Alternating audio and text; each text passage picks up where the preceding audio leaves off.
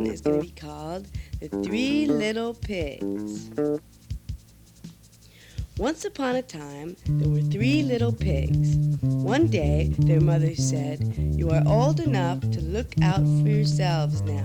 It is time for you to go out into the world and build homes of your own." The 3 little pigs were very excited. They walked together as far as the crossroads, and there they parted. "Goodbye," they called to one another as they set off in different directions. The first little pig always did things in a hurry.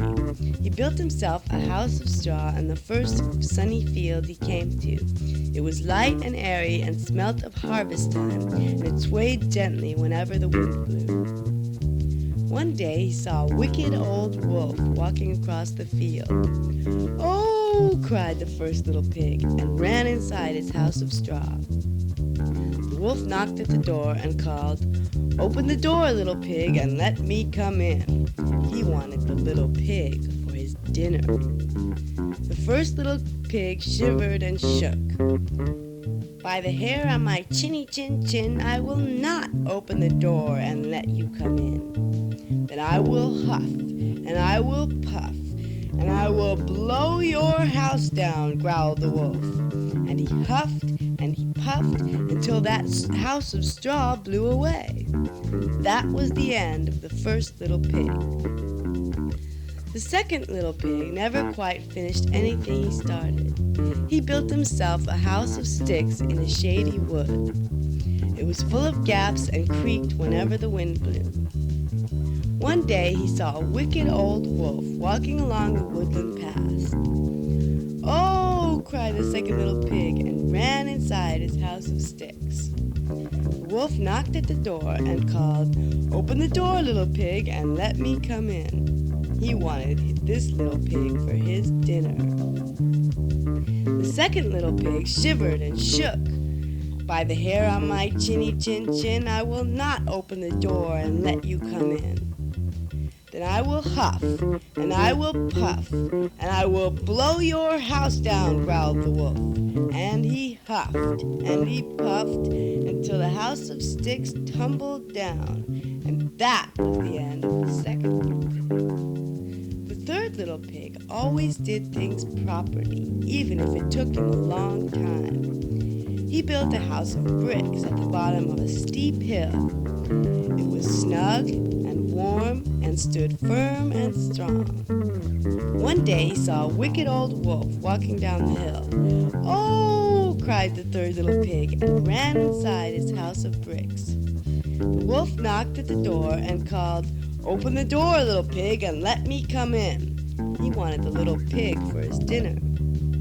But the third little pig shivered and said, "By the hair on my chinny chin chin, I will not open the door and let you come in. Then I will huff, and I will puff, and I will blow your house down," growled the wolf.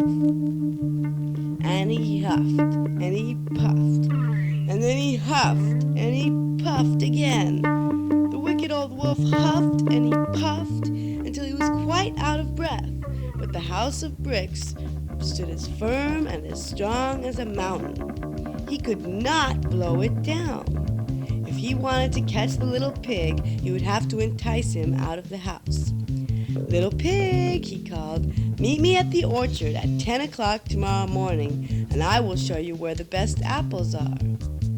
The third little pig knew how crafty and full of tricks the old wolf was, so the next morning he got up very early. He went to the orchard and picked all the best apples and was safely home again by 10 o'clock. When the wicked old wolf got to the orchard and found the best apples gone, he knew the third little pig had tricked him. He was very angry, but he tried not to show it. He went back to the house of bricks and knocked at the door. "Are you going to the market tomorrow?" he called in his most sly voice. "Yes, I am," said the little pig. "Then I will meet you at 8 o'clock and we can walk there together," said the wolf. "Don't be late." The third little pig got up very early indeed the next morning. "I will be home from the market before the old wolf is even awake," he said. But he was wrong, because the wolf got up early too. The little pig was very frightened when he saw the wolf coming up the hill, and he hid inside an empty milk churn which was standing beside the road. The milk churn began to roll. It rolled down the hill, faster and faster and faster. It bumped right into the old wolf and sent him sprawling. "Oh!" cried the wolf. He could not believe his eyes when he saw the little pig hop from the milk churn and run into the house of bricks and slam the door. He was very angry indeed. If he could not catch the little pig outside the house, then he would have to get into the house. If the little pig would not let him in through the door, then he would go down the chimney. The third little pig heard the wolf scrambling about on the roof. "That wicked wolf will never catch me," he cried. He put a pot full of water on the fire and waited. Rumbling and grumbling in the chimney got louder, and then suddenly there was a great big splash. The wicked old wolf had fallen straight into the pot, and that was the end of him. And the third little pig lived happily ever after.